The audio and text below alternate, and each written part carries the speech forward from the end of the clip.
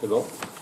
Alors donc on est le 12 Sivan aujourd'hui, on va faire le DAF 33, mais on va démarrer d'abord au DAF précédent, à la Mishnah, à Ovel Lifnei Teva, c'est ça? Oui. Donc Ovel Lifnei Teva B'Yom Tov Shel Rosh Hashanah, Asheni Matkiya,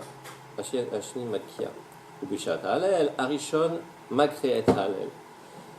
Donc, lorsqu'on parle de Rosh Hashanah ici, au début de la Mishnah, celui qui passe donc devant la Teva, c'est-à-dire celui qui est Shaliar Tzibour Yom Tov de Rosh Hashanah, c'est le deuxième Shaliar Tzibour qui est Matkiya, donc qui déclenche, disons, les sonneries du shofar.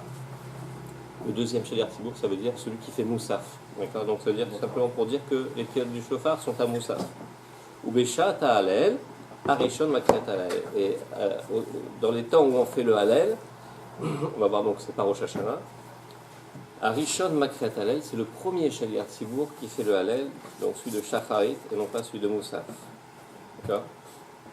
Maishna Sheni Matkiya. Pour quelle raison donc on attend que le deuxième sonne? Pourquoi donc attend-on de faire les sonneries à Moussaf et non pas à Shacharit?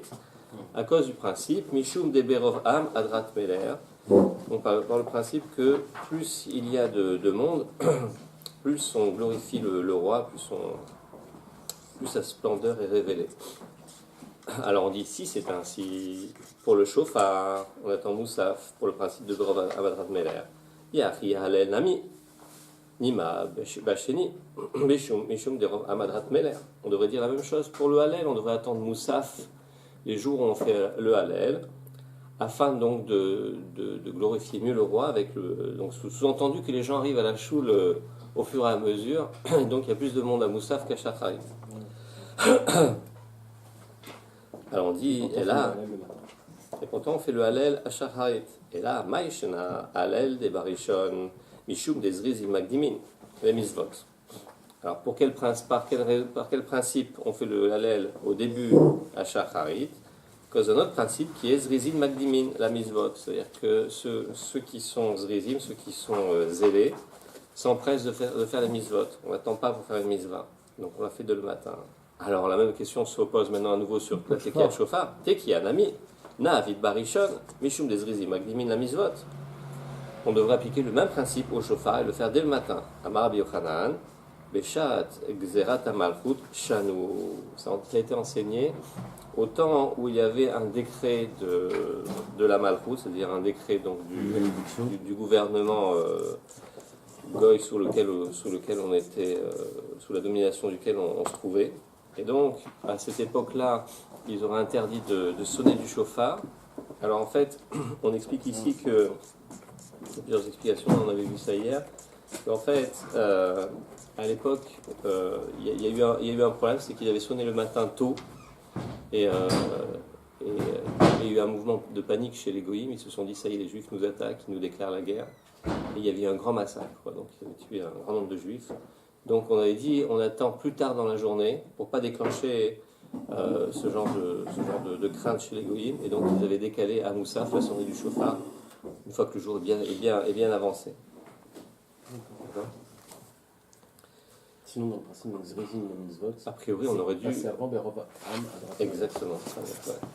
C'est un principe qui passe avant. Midekamar Beshat Hallel, Mikla de Rosh Hashanah, Lika Hallel. On voit donc de cette Mishnah qui donc a deux parties. Une partie qui parle de la sonnerie du shofar dans la deuxième partie de la Tfila et du Hallel dans la première partie de la Tfila.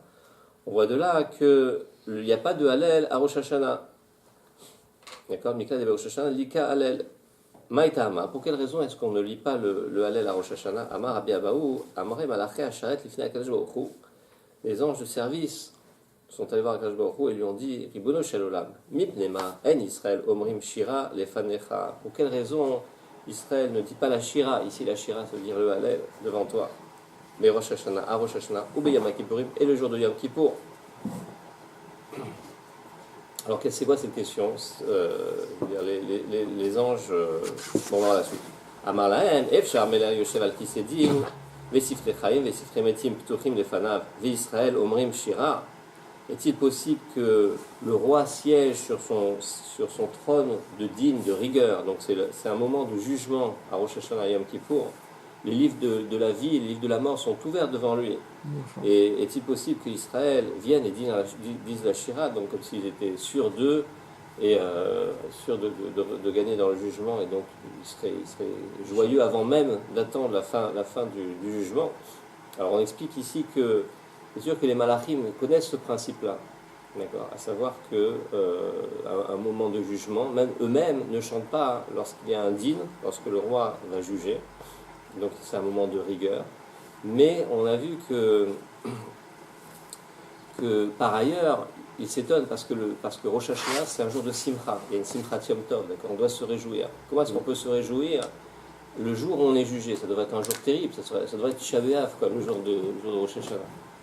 Alors on répond parce que le peuple d'Israël a confiance en Akadosh Baruch Hu et dans le jugement, et il espère sortir vainqueur de ce jugement. D'accord. Donc il y a quand même un sentiment de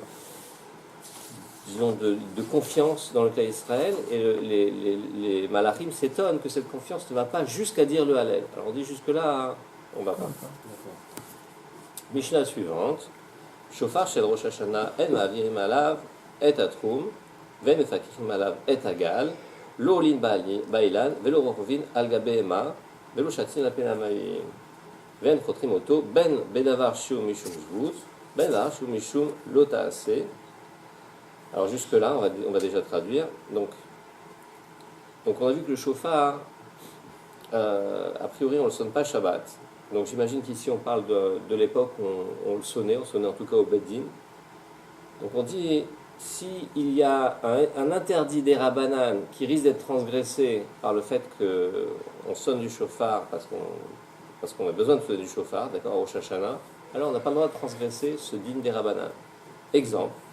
Donc, shofar shel Rosh Hashanah, le shofar de Rosh Hashanah, en ma'avrim alav et atrum. On ne peut pas traverser le trou, donc se déplacer en dehors de la ville plus que 2000 amot pour aller écouter le son du shofar.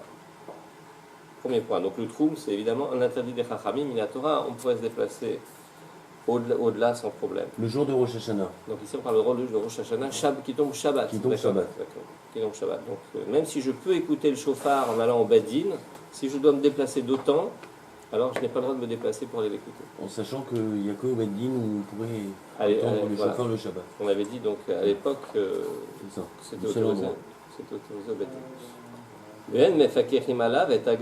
Et d'autre part, on ne peut pas dégager un tas de gravats sous lequel serait enfoui par exemple le shofar. D'accord. Donc les pierres du gravat c'est mouxé, donc on ne peut pas déplacer du mouxé, encore un issur des Rabbanan, pour aller récupérer un loulav pour le sonner à Rosh Hashanah qui tombe Shabbat. Un shofar. Okay. Et le tas de pierres, il s'est fait ces mots-là, c'est un truc qui est tombé pendant Yom Tov ou c'est date même d'avant? Ça peut être avant, peu importe. Le seul problème ici, c'est de déplacer des cailloux qui sont mouxés. Lo olim ba'ilan velo rorvin al gabe bema. On ne peut pas monter sur un arbre pour aller chercher un loulav suspendu là-haut, ni chevaucher un animal pour aller chercher ce loulav. Velo chatin al penamaï, mais on ne peut pas. Tu veux rester sur le loulav. Tu veux rester sur. Et on ne peut pas non plus. On peut pas donc grimper à l'arbre pour chercher le chauffard, ni donc chevaucher un animal. Tout ça, c'est des interdits des Rabbanan. Vélo chatin al penamaï, on ne peut pas non plus. On ne peut pas faire un petit plongeon non plus dans la rivière pour aller chercher le chauffard qui se trouve de l'autre côté ou qui est tombé dans l'eau. Ven chotrinoto, on ne peut pas non plus le couper ou le tailler ou aller le gratter éventuellement avec une chose. Ben bedavar shum mishum jvut, que ce soit avec un ustensile qui n'interdit que mishum jvut, c'est-à-dire seulement des rabbanan. Ben bedavar shum mishum lotase, ou pour une chose, pour un instrument qui s'interdit pour un lotase, c'est-à-dire minatora. Donc je ne peux pas dire je veux améliorer le son de mon chauffard, donc je vais le tailler un peu plus en utilisant soit un instrument qui n'est pas l'instrument habituel, donc ça n'est plus qu'un interdit des Chachamim, ou même avec un instrument qui serait l'instrument artisanal pour faire ce genre de choses, et du coup ce serait un interdit de Raïta. D'accord ? Aval, mais qu'est-ce qu'on peut faire ? Imrat salitaneto chomayim ou yayin. S'il veut rincer son chauffard avec de l'eau ou du vin, Aujourd'hui, on utilise anisette. Ouais. Yiten, il a le droit de le faire. D'accord? Donc, de ce point de vue-là, c'est pas interdit. En me'agdim et atinokot. Alors, deuxième partie de la Mishnah. En me'agdim et atinokot milit koa. On n'interdit pas, on n'empêche pas les enfants de sonner du chauffard. Ici, on parle à nouveau du sonner du chauffard Shabbat. Aval mit askim imaen achil medu. Mais au contraire, on les incite à sonner du chauffard afin qu'ils apprennent les sonneries. Point. Troisième partie, va mitasek lo yatsa. Yashomea mina mitasek lo yatsa. Celui qui mitasek, on avait vu déjà ce inyan-là, celui qui entend par inadvertance, d'accord, sans intention aucune d'écouter le chauffard, il n'est pas quitte. Yashomea mina mitasek. Et celui qui écoute le chauffard, mais de quelqu'un qui sonne par hasard, d'accord, pour jouer ou simplement sans intention de faire la mitzvah, lo yatsa, il n'est pas quitte. Sans intention de rendre quitte en fait de la mitzvah. Voilà. Il y avait une braïta pourtant qu'on avait vu qui disait celui qui passait derrière la choule. Ouais. Il était Yotse, je crois, là-bas. On avait dit parce que là-bas c'est un Shaliar Tzibour. Shaliar Tzibour, quand il sonne avec l'intention de rendre quitte les autres. D'accord.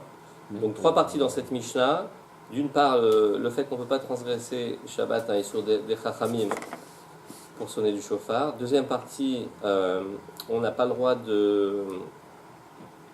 On incite les enfants à sonner du chauffard Rosh Hashanah qui tombe Shabbat. Et la troisième partie, c'est l'union de Mitasek, si on est quitte ou pas. Alors, Maïtama chauffard, Maïtama, pardon, pour quelle raison? Donc, on s'interroge sur la première partie de la Mishnah, qui a l'air de dire donc que le chauffard ne peut pas venir repousser un interdit des Chachamim. On dit Maïtama, pour quelle raison? Chauffard, assez haut. Pardon, c'est la réponse. Donc la question sous-entendue Maïtara, c'est quoi? C'est que chauffard, c'est une mitzvah de la Torah, d'accord? Et un interdit des Chachamim, bon, c'est un issour des Chachamim, mais même si c'est un issour des Oraïta, il y a un principe qui dit assez doché lota assez. Une mitzvah positive repousse une mitzvah négative, d'accord? Donc a priori, le chauffard devrait repousser n'importe quel interdit, que ce soit de Mila Torah ou Midera Banan, d'accord? D'après ce principe. Donc c'est un principe très très fort. C'est le inyan de faire la Mila, Shabbat, etc. Tous ces inyanim-là. A priori, ça repousse une mitzvah totale. Mais c'est un principe qui est limité à une mitzvah positive face à une mitzvah qui est purement négative. D'accord, un interdit de la Torah. Mais si l'interdit en question, il présente un aspect aussi positif, donc ce principe ne s'applique plus. Donc une mitzvah tassée ne peut pas venir repousser une mitzvah qui est assez vélota assez. D'accord. Alors c'est ce que dit la Gemara, c'est ce que répond la Gemara. Shofar assez ou Yom Tov assez velota assez. Et le Yom Tov, c'est une mitzvah positive, une mitzvah à la fois positive et négative. Ven assez doché et lota assez ve assez. Et une mitzvah positive ne veut pas repousser un interdit qui a un aspect positif et négatif. Alors en quoi le Yom Tov a un aspect positif et négatif? Donc il y a un principe de jvout, de Shabbaton dans Yom Tov, c'est-à-dire qu'on doit se reposer, d'accord? Donc se reposer, c'est dit de façon positive, d'accord? Il y a un repos, mais il y a un repos, ça veut dire ne pas faire des melachot, d'accord? Donc c'est à la fois dit de façon positive pour indiquer quelque chose de négatif. Qu'est-ce qu'on fait avec la brite? Alors c'est une bonne question, je me suis posée. Il faudrait refaire la sougia dans Shabbat. Exactement. Alors là-bas, on peut pas, là-bas ça repousse pas tout le brit, hein, mais ça. Bon, il faut voir, je préfère pas répondre. Oui, il y a une brite qui était repoussée. Ah non, ça c'est sûr. Non, mais je veux dire, même par rapport au issour de Shabbat, ça repousse pas tout, quoi. Bon, il faut reprendre la sougia là-bas, c'est une bonne question. Ok. Alors, on a donné donc une série d'enseignements, une série d'interdits des Chachamim que l'on ne peut pas transgresser pour sonner du chauffard. En particulier, lo olin, bailan, velo chorvin al gabe bema, etc. Alors, vous voyez que ce sont tous des isurim des Rabbanan, mais seulement il y a deux catégories en fait dans cette Mishnah. Dans cette Mishnah, regardez bien, on a vu d'abord le principe du troum, on peut pas transgresser le inyan du troum. Les pierres, c'est le inyan de Mouksé, d'accord?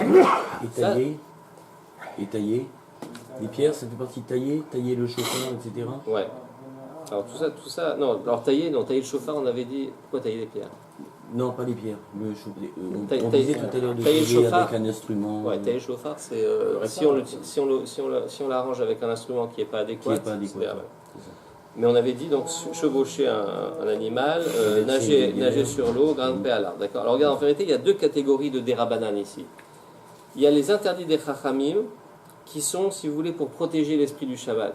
Le troum, ça veut dire le troum, il n'y a aucun interdit de Oraïta de faire des grandes marches Shabbat, mais les chachamim ont interdit de se déplacer trop Shabbat, plus de 2000 amot, parce que on sort de l'esprit du Shabbat si on commence à voyager le Shabbat. D'accord. Même sans porter, etc. D'accord, mais le fait de marcher simplement. Mouxé aussi. Mouxé, a priori, ça ne vient pas protéger par rapport à un interdit de la Torah, quoique il y a certains avis qui le présentent comme ça, mais en tout cas, le principe de Mouxé, c'est qu'on ne touche pas à des objets qui ne servent à rien à Shabbat, qu'on a sorti de notre esprit en rentrant en Shabbat, parce que sinon, ça va nous faire sortir de Shabbat, et on va en venir à transgresser. D'accord. Donc c'est plus des interdits des Chachamim pour l'esprit du Shabbat. Par contre, ne pas monter sur l'arbre, c'est quoi le problème?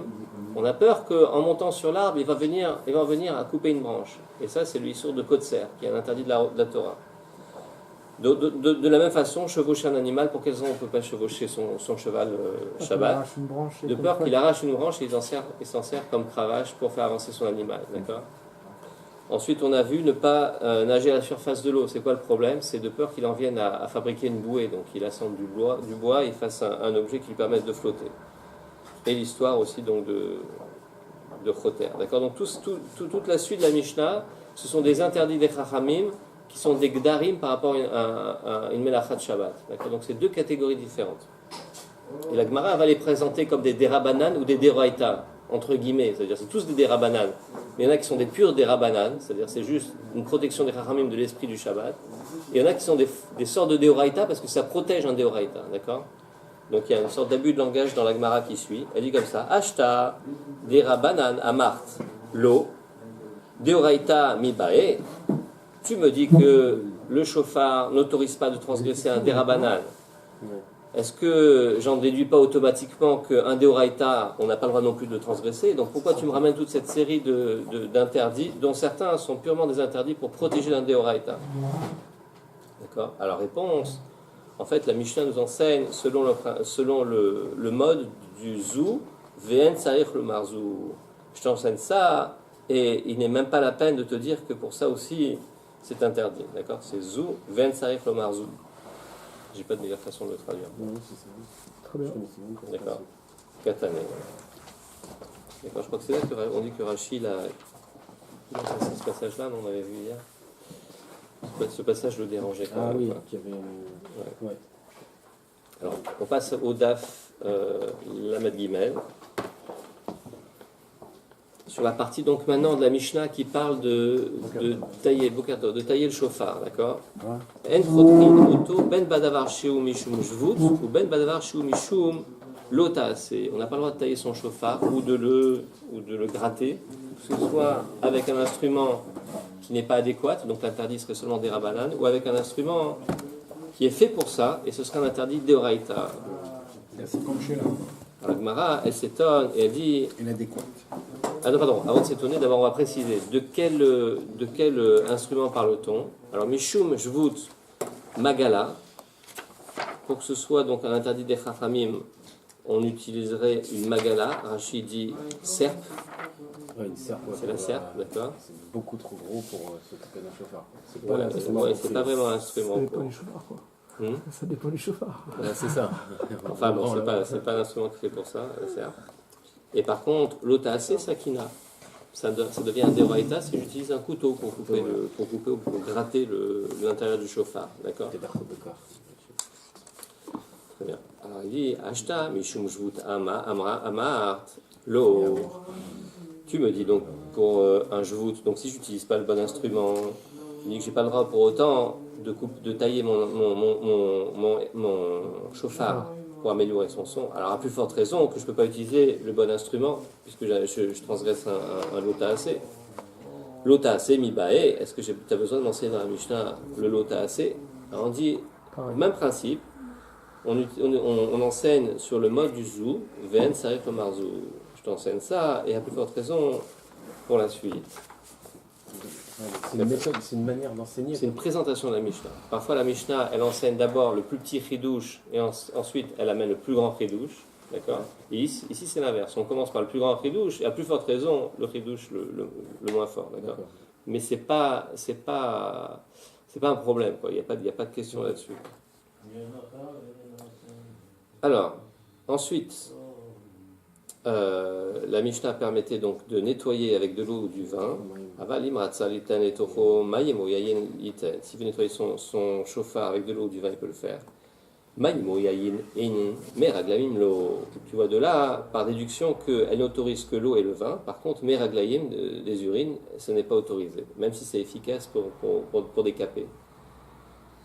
Alors, on en déduit que matnitim mané, comme qui va notre Mishnah, Abba Shaul, elle suit l'avis de Abba Shaul qui dit, des Tanya, c'est enseigné dans une braïta, Abba Shaul Omer, Mayim oyayin mutar, kedel et sartsecho, meraglaim asur mipnei kavod. On peut utiliser l'eau ou le vin afin de frotter, de nettoyer le chauffard. Par contre, les urines, c'est interdit par kavod pour la mitzvah. Par rapport à une mitzvah, on n'utilise pas ce genre de choses.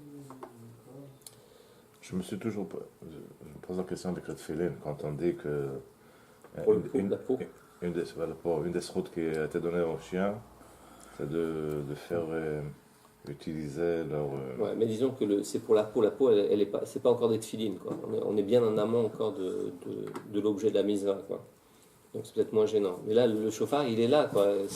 Je vais sonner dans 2 secondes avec et je suis en train d'utiliser l'urine pour nettoyer. C'est pas l'urine est vraiment décapant. Ah oui, c'est un détergent. On ne sait pas si c'est Mais plutôt on basique. ne peut pas utiliser aucun autre détergent pour le chauffage. Après ce qui est marqué ici. La bouffa. Bon, après, je ne sais pas jusqu'où on peut étendre, quoi. Mais en tout cas, le principe ici qui est dit, c'est quand c'est une chose. Donc, apparemment, l'eau et le vin, ce sont des décapants, d'accord, différents. Bon, l'eau, c'est pas tellement décapant, ça nettoie. Mais apparemment, on exclut les urines, on aurait pu exclure autre chose, quoi. Si on exclut les urines, ici, c'est par rapport à un problème de cavote. Jusque-là, on ne va pas, quoi. Donc, à mon avis, on pourrait utiliser autre chose. Mais ça alors, alors, c'est intéressant, on va parler de ce lien. Donc, les enfants, non seulement on ne les empêchait pas de sonner du chauffard Rosh Hashanah. Alors, il y a 2 lectures. On va garder la lecture que c'est Rosh Hashanah qui tombe Shabbat, d'accord ? D'accord. Donc dans des endroits où, alors soit dans des endroits, donc à l'époque, en tout cas, on sonnait du chauffard au badin, d'accord, mais on n'empêchait pas les enfants de sonner au-delà, dans d'autres endroits, d'accord, ou même peut-être éventuellement après la takana, après que la takana soit tombée, enfin, une fois qu'on sonnait plus du chauffard, du chauffard Shabbat. On laissait malgré tout les enfants sonner Shabbat, et mieux, on les encourageait à le faire. Alors, là, on va faire un diouk à nouveau. La Gemara fait un diouk sur la Mishnah. Si tu autorises les enfants, ha nashim me'agvin, c'est-à-dire que les femmes, on ne les autorise pas à le faire. D'accord ? Pourquoi ? Parce que les enfants, on comprend, il y a une mitzvah de chinour, de les éduquer, donc on va leur apprendre à utiliser un chauffard. Donc même si ce n'est pas le moment de le faire, on les encourage malgré tout, c'est pas un problème, et en plus ils sont pturim, donc il n'y a pas de problème pour eux, d'accord. Par contre, les femmes pour lesquelles il n'y a pas de misva de chinour, elles sont ptura de sonner, mais elles n'ont pas de misva de chinour, elles n'ont aucune raison d'apprendre à sonner du chauffard, donc a priori, magvin, elles n'ont pas le droit de sonner du chauffard, d'accord. Véatania, pourtant il est enseigné, en meagvin, lo et anashim, Vélo et atinokot, milet koa, miyam tov. Il y a une braïta qui a l'air de dire le contraire, c'est qu'on n'empêche pas ni les femmes ni les enfants de sonner du chauffard. Donc cette braïta a l'air d'autoriser les femmes de sonner du chauffard. Yom tov, d'accord. Alors Abaye il va lever le problème, donc on a une contradiction entre notre Mishnah et une braïta. Ma Abaye lokashia, ha Rabbi Yehuda, ha Rabbi aussi Rabbi Shimon. Le premier enseignement de la Mishnah qui interdirait aux femmes de sonner pour rien du chauffard, ça c'est Rabbi Yehuda. Et l'autre avis, c'est Rabbi aussi Rabbi Shimon. Détania, d'où voit-on donc leur marloquette, c'est enseigné dans une braïta. Daber el Béné Israël, parle aux enfants d'Israël. À quel propos on dit donc Béné Israël somri, Béné Israël somra. À quel propos, de quel inyan on parle ici ? On parle du inyan de la smicha. Lorsqu'un juif amène un korban, il doit apposer ses mains sur l'animal, il doit s'appuyer en fait sur l'animal en posant ses mains sur sa tête, d'accord. Et le texte utilise l'expression Rashi Raman et Psukim, Daber ben Israël, Vamarta Alehem, Adam qui akriv mikem. Et un peu plus loin, c'est marqué le lien donc de Smicha. Donc ici, on parle des Béné Israël au masculin, donc les Béné Israël, à l'exclusion des Bénot Israël. Donc la mitzvah de Smicha, de s'appuyer sur l'animal, ne concerne que les hommes et pas les femmes. Ça se voit pas encore plus que du fait qu'il y a marqué Adam qui a cru. Ouais, apparemment la dracha n'est pas sur Adam, elle est sur Béné Israël. Je sais pas. Alors on dit ça c'est d'Ivri Rabbi Yehuda. C'est Rabbi Yehuda donc qui interdit aux femmes de faire la Smicha. D'ailleurs, si on veut bien comprendre, il paraît qu'il y a un Tosfot ici qui est très... Ouais, c'est un lien très intéressant. Rabbi Yossi, Rabbi Shimon Omrim, Nashim Somchot Reshut. Par contre, Rabbi Yossi et Rabbi Shimon disent que pour les femmes, le fait de s'appuyer sur l'animal, c'est Reshut. Ça veut dire que c'est libre. Elles font ce qu'elles veulent, quoi. Elles peuvent le faire, d'accord. C'est pas une mitzvah, mais c'est pas interdit non plus. Alors ici, on rentre dans le problème de savoir si on est dispensé d'une mitzvah. Est-ce que pour autant, je suis dispensé, donc ça m'est interdit de le faire, ou est-ce que ça reste bien de le faire, ça reste une mitzvah quand même, d'accord. Alors pour quelle raison le fait de faire une mitzvah, alors que j'ai pas à la faire, j'en suis dispensé, pour quelle raison ce serait un problème? De la faire ou de pas la faire? J'ai pas cette mitzvah à faire, j'en suis dispensé. Par exemple, les femmes sont dispensées des mitzvot positives qui dépendent du temps, donc sonner du chauffard. Toute mitzvah qui est positive et qui dépend du temps, elles en sont dispensées, d'accord, sauf certaines. Donc, Rashi dit Baltosif. alors voilà, Rashi, il amène apparemment un chidouche, il dit ici, Rashi me'agvin, des pturot les gamré, puisqu'elles sont complètement dispensées des mitzvot à sécher à Zman Grama, ou Veritake, Echa Baltosif. Rashi, il y a un chidouche ici, il dit c'est Baltosif. Donc en fait, tu as tant de mitzvot à faire, si tu en rajoutes une autre, tu rentres dans le problème de Baltosif. Tu as rajouté une mitzvah à la Torah que tu n'avais pas. D'accord. Alors là-dessus, il y a un marcha qui s'étonne. Marcha, il s'étonne et dit on n'a jamais vu que Baltosif fonctionnait de cette façon-là. À savoir que Baltosif, c'est j'ai une mitzvah, et dans le cadre de cette mitzvah, j'ajoute un détail en plus, où je retire un détail. Par exemple, je mets 5 espèces dans mon bouquet du loulav, d'accord, et là, j'ai ajouté à la mitzvah, je suis Baltosif. Mais lorsque je rajoute une nouvelle mitzvah que je n'avais pas, ou pour laquelle j'étais dispensé, ça ne s'appellerait pas a priori Baltosif. Et là-dessus, si tu regardes Masoret Hachas, Masoret Hachas, il dit à ce sujet, donc c'est le petit chet, d'accord, il dit Aïn Marcha, donc allez voir le Marcha qui pose la question. Il dit Vaïn Tosfot, Héroïne Sadevav. Allez voir là-bas Sadevav, je ne sais pas si vous vous souvenez de Héroïne Sadevav, je ne suis pas allé voir, mais on parle là-bas de. Héroïne Sadevav, on connaît bien. Ouais, on s'en souvient bien. Non. À quel propos? En plus du marcha. Donc là-bas, on parlait de savoir si les femmes pouvaient mettre des tefilines ou pas. Est-ce que les femmes peuvent porter les tefilines? Ouais. D'accord. Donc c'est exactement le inyan de rajouter une mitzvah qu'elles n'ont pas à faire.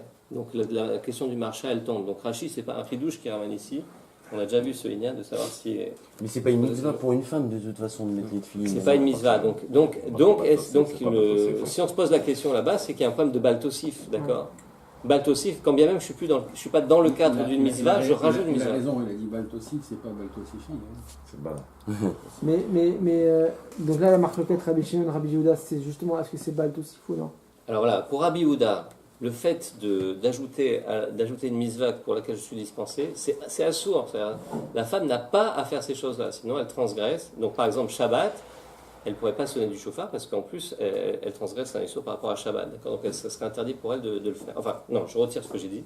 Je n'ai même pas besoin de ça. Non, mais lui, j'ai même pas besoin de ça, Rabbi Yehuda, c'était il dit autre Baltosif. chose. D'accord. D'après Marcha, Il dit autre chose dans Marcha. Il dit que Mishum Issour Avodat Bakodashim, le Kadomé. Et c'est pas oui, du tout donc lui il ramène notre raison, mais le point principal c'est qu'il s'étonne sur Rashi, quoi. Or il ne devrait pas s'étonner puisqu'on a déjà vu ça dans Hérovie.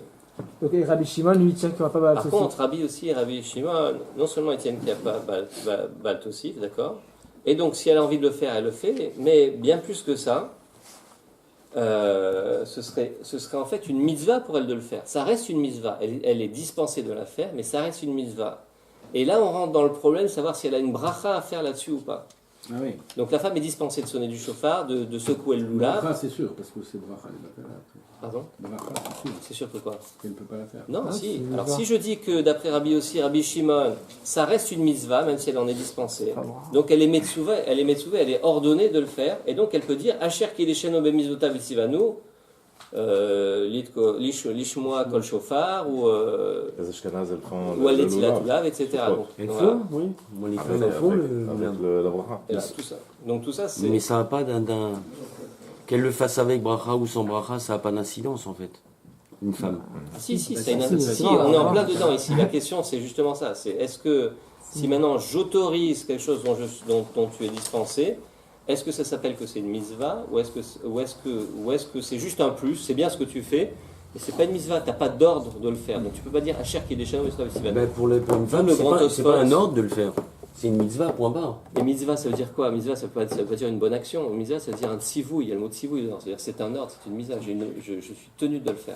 À mon avis, il faut aller plus vite. On est bien. Le DAF n'est pas long. On a jusqu'à quelle heure le. Écart, encore un petit quart d'heure. Ok. Amar Rabbi Elazar. Alors, Afil b'Shabbat. Amar Rabbi Elazar, Afilou Beshabbat.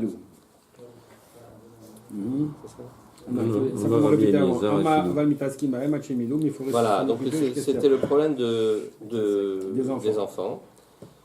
Donc Amar Rabbi Elazar, Afilou Beshabbat.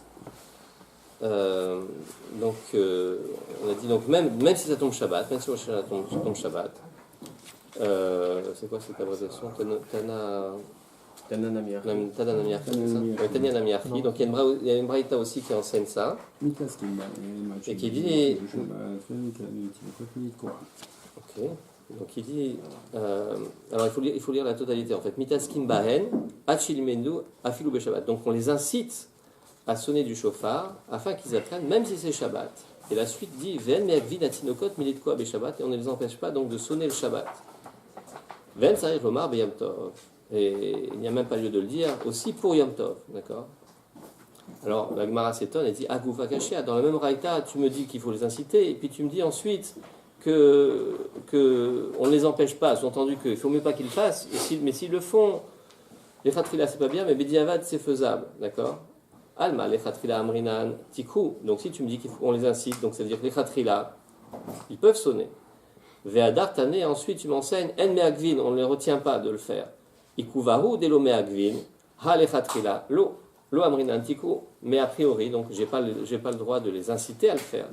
Donc il y a une contradiction interne dans la braïta. On dit lo kashia kan bekatan shegi al chinour, kan bekatan shelo egi al chinour. Dans un cas, on parle d'un katan qui est arrivé à l'âge du chinour, donc puisqu'il est tenu d'apprendre à sonner le chauffard, donc je l'incite à le faire. Alors que dans la deuxième partie de la braïta, c'est un katan qui n'est pas encore arrivé au chinour. Et donc, je ne l'empêche pas de le faire, mais je ne l'incite pas. Là, le chinour, c'est 7 ans? Ou c'est, comme on avait vu pour Kippour Pour le chauffard, je ne sais pas quel est l'âge exactement. À mon avis, si tu mets 10 ans, t'es bien. Va mitasek, lo yatsa. Alors, on a vu le mitasek. Lo yatsa, il n'est pas quitte. Ha tokea, la shir yatsa. Donc, de là, j'en déduis que celui qui sonne pour le chant, c'est-à-dire pour faire de la musique, et il fait les sons du chauffard comme il faut, yatsa, il est quitte.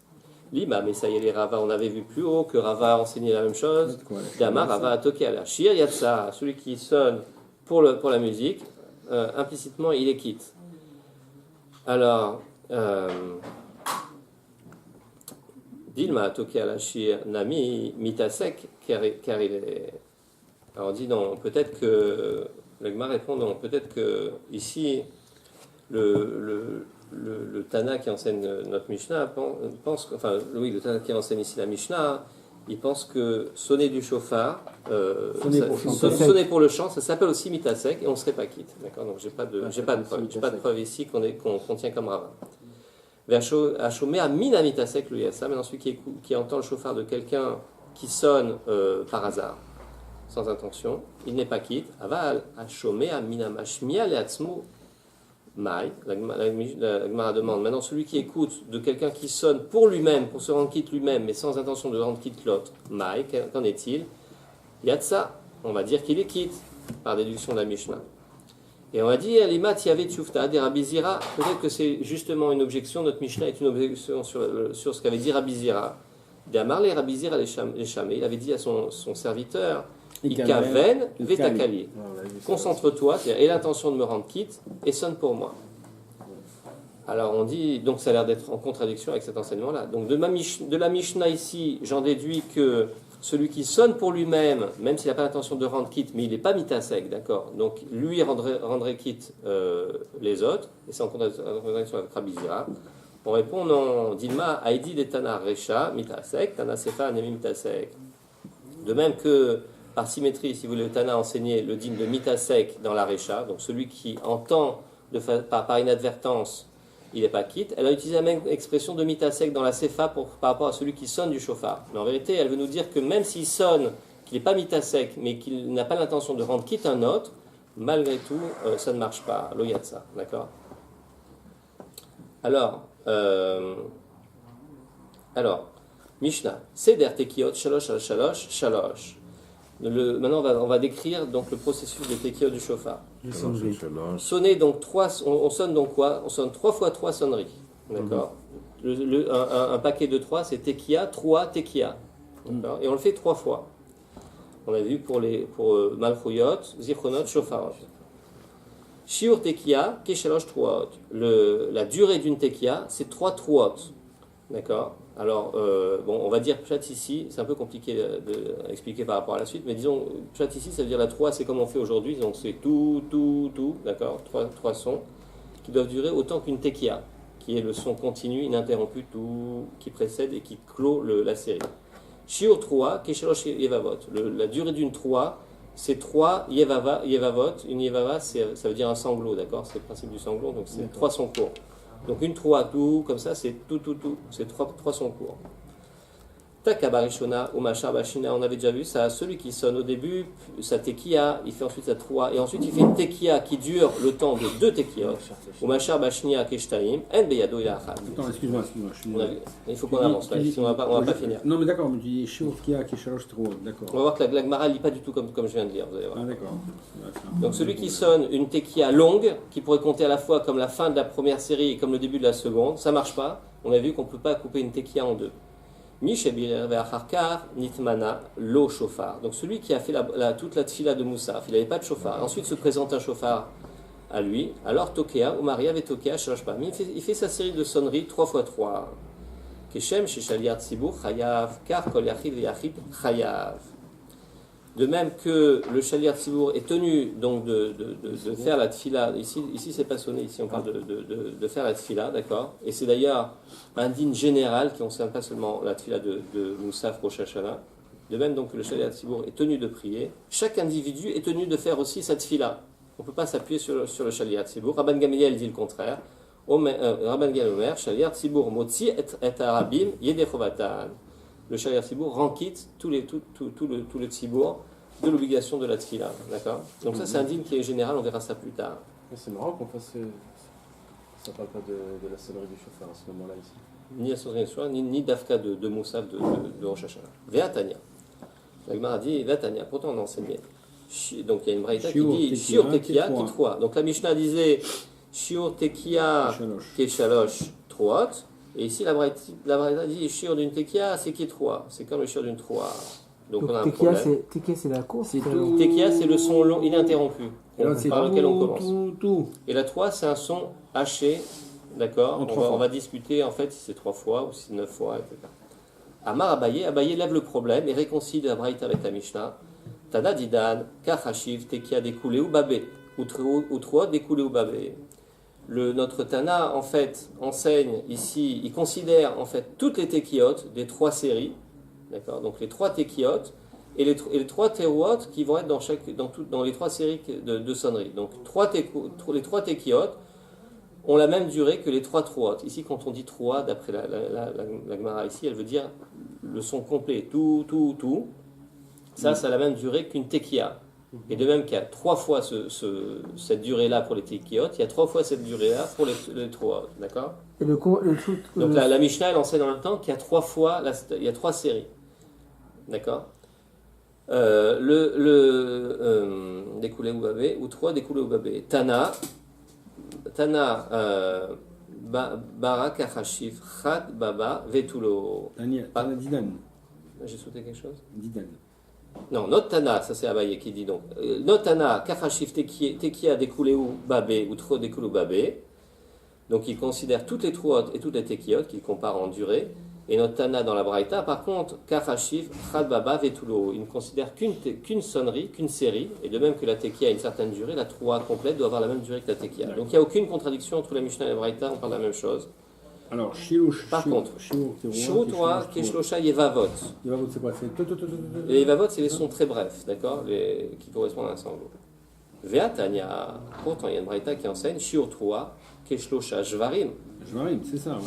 La durée d'une 3, c'est comme 3 Jvarim qui sont 3 plaintes, d'accord. Yevava, c'est un sanglot, c'est bref, alors que Jvarim, c'est une plainte, c'est tout, d'accord, c'est plus long.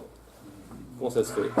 Alors ici, par contre, Abaye ne va pas pouvoir résoudre le problème. Amar Abaye, Béa, Vadaï Pligé. Ici, c'est sûr qu'il y a une marque locale. Dirtiv. Alors regardez, c'est très intéressant d'où on apprend ces sonneries. Yom Troua Yelachem, c'est marqué, donc vous aurez donc pour vous un jour de Troua. Au Metarminan, Yom Yevava. On traduit, le Targum dit que Yom Troua, ça veut dire Yom Yevava, un jour de Yevava. Yelachun sera pour vous. Alors d'où on apprend le terme de Yevava, d'où sait-on ce que signifie le mot Yevava? On l'apprend de la mère de Sisra. Vous vous souvenez de l'histoire de Sisra, le général Sisra donc, qui avait attaqué le clan d'Israël, et c'est donc Déborah qui avait été chargée de débarrasser la terre d'Israël de Sisra et de son armée. Donc elle avait fait la guerre, elle avait vaincu Sisra, et Sisra avait été tué dans sa fuite par Yaël, d'accord? Et il met des Sisra Be'ad Achalon Ishkefa Veti Abel. On voit que la mère de Sisra, elle est à la fenêtre. Et elle pleurait. Et elle pleurait. Elle attendait son fils et elle se demandait quand est-ce qu'il allait venir. M. Sisra. Vetiavel M. Sisra. Non, c'est ça, oui. Mars, ça va Ganouch et Ganar. Ou Mars, ça va Yioulé Yalil. Donc il y a deux avis sur ce que faisait, sur la peine qui était exprimée par la mère de Sisra. Est-ce que c'était un sanglot ou est-ce que c'était des pleurs? Est-ce que c'était des cris ou des pleurs? D'accord.